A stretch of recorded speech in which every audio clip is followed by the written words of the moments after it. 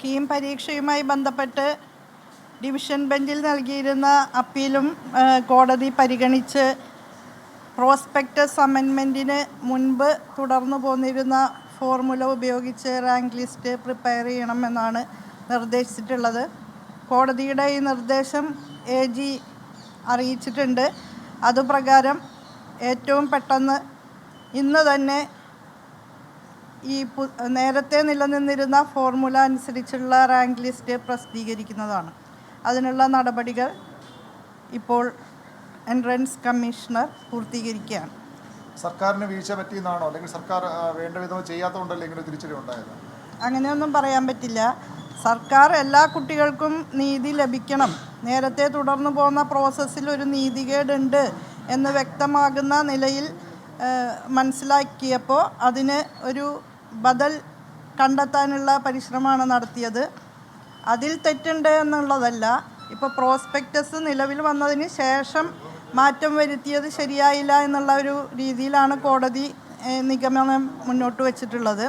യഥാർത്ഥത്തിൽ പ്രോസ്പെക്ടസിൽ എപ്പോൾ വേണമെങ്കിലും ഇക്കാര്യത്തിൽ മാറ്റം വരുത്താൻ സർക്കാരിന് അനുമതിയുണ്ട് എന്നുള്ള നിലയ്ക്കുള്ള ഒരു ക്ലോസ് ഉൾച്ചേർന്നിട്ടുള്ളതാണ്. പക്ഷേ കോടതിയുടെ വിധി ഇപ്പോൾ അംഗീകരിക്കുകയാണ്.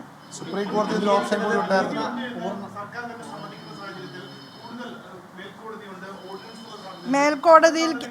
മേൽക്കോടതിയിലേക്ക് പോകണമെങ്കിൽ ഇപ്പോൾ നമുക്ക് AICTE ഏറ്റവും അന്തിമ ഡേറ്റ് പറഞ്ഞിരിക്കുന്നത്, ഫൈനൽ ഡേറ്റ് പറഞ്ഞിരിക്കുന്നത് ഓഗസ്റ്റ് 14 അപ്പം അതിന് മുമ്പായിട്ട് നമുക്ക് അഡ്മിഷൻ പ്രക്രിയ പൂർത്തീകരിക്കേണ്ടതുണ്ട്.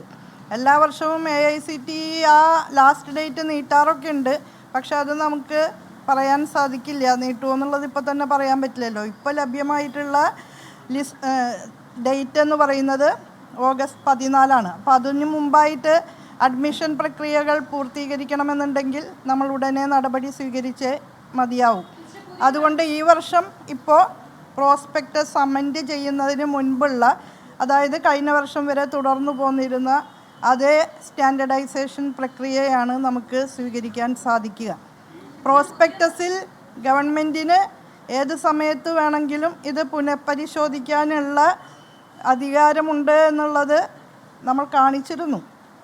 അപ്പോൾ അത് ഈ അംഗീകരിക്കുന്നത് പറഞ്ഞത് പൂർണ്ണ മനസ്സാലല്ല, സമയപരിമിതി എന്നുള്ളത് കൊണ്ട് മാത്രം അംഗീകരിക്കുന്നു, അങ്ങനെയാണോ? അതെ, സമയപരിമിതി ഉണ്ടല്ലോ. നമുക്ക് കുട്ടികളുടെ അവസരങ്ങൾ നഷ്ടപ്പെടാൻ പാടില്ല, കുട്ടികളുടെ അനിശ്ചിതാവസ്ഥ ഉണ്ടാവാൻ പാടില്ല.